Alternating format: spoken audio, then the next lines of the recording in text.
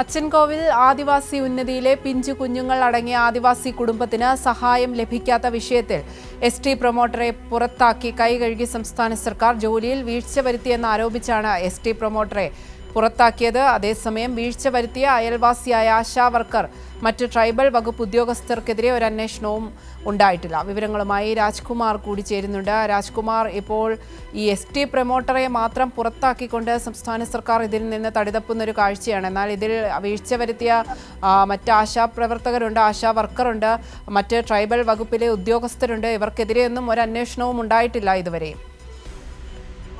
ഇന്ന് അല്പം മുമ്പാണ് ഈ വകുപ്പ് മന്ത്രി തുളസി പുനലൂർ താലൂക്ക് ആശുപത്രിയിലെത്തി ഈ അഞ്ജനെയും കുഞ്ഞുങ്ങളെയും മറ്റും കണ്ടത്. ഒപ്പം തന്നെ അവിടെ അതേ ആശുപത്രിയിൽ തന്നെ കടുത്ത മാനസിക സമ്മർദ്ദം, ഉദ്യോഗസ്ഥ പീഡനം, പലതരത്തിലുള്ള മാധ്യമങ്ങളുടെ ആക്രമണം, ഇതെല്ലാം സഹിക്കാൻ വയ്യാതെയാണ് എസ്.ടി പ്രൊമോട്ടർ, ഇപ്പോൾ ജോലിയിൽ നിന്ന് പുറത്താക്കി എന്ന് പറയുന്ന എസ്.ടി പ്രൊമോട്ടർ ജീവനൊടുക്കാൻ ശ്രമിച്ചത്. അവരും ഇപ്പോൾ പുനലൂരിലെ താലൂക്ക് ആശുപത്രിയിൽ ചികിത്സയിലാണ്.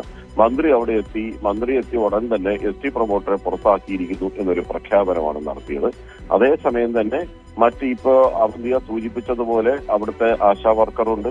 എന്തിന് ആ പ്രദേശത്തെ വാർഡ് മെമ്പർ പോലും അവിടെ തിരിഞ്ഞു നോക്കിയിട്ടില്ലെന്നുള്ളതാണ് അയൽവാസികളും ഇവരും ഒക്കെ തന്നെ പരാതി പറയുന്നത്. അങ്ങനെയാണെങ്കിൽ അങ്ങനെ തിരിഞ്ഞു നോക്കിയിരുന്നുവെങ്കിൽ ഇവർക്ക് ഈ ഗതി വരില്ലായിരുന്നു.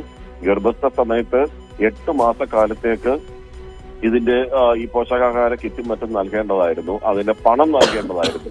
അതിലും വീഴ്ച വരുത്തി. അതിപ്പോൾ ട്രൈബൽ ഡിപ്പാർട്ട്മെന്റ് ഇന്ന് മാത്രമാണ് 8 മാസത്തേക്ക് 2000 രൂപ വീതം 16,000 രൂപയും അല്ലാതെ പോഷകാഹാരത്തിന് വേണ്ടി ഒരു 5,000 രൂപയും ഇവരുടെ അക്കൗണ്ടിലേക്ക് ഇട്ടു എന്ന് പറഞ്ഞ് നമ്മളെ അറിയിപ്പ് നൽകിയിട്ടുള്ളത്.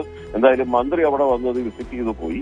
അവിടെ നിരവധി പ്രശ്നങ്ങൾ ഇപ്പോൾ ഉന്നതിയിലുണ്ട്. ഇത് ഒരു 5 ഒതുങ്ങുന്നതല്ല. ഒരുപാട് പേർക്ക് കിറ്റ് കിട്ടിയിട്ടില്ല. മഴക്കാലക്കെടുതി കിറ്റ് എന്ന് പറയുന്നത് കൊല്ലം ജില്ലയിൽ എവിടെയും കിട്ടിയിട്ടില്ലെന്നുള്ള വലിയ പരാതിയാണ് ഉയരുന്നത്. അവന്തി. ശരി, രാജ്കുമാറാണ് വിവരങ്ങൾ നൽകിയത്.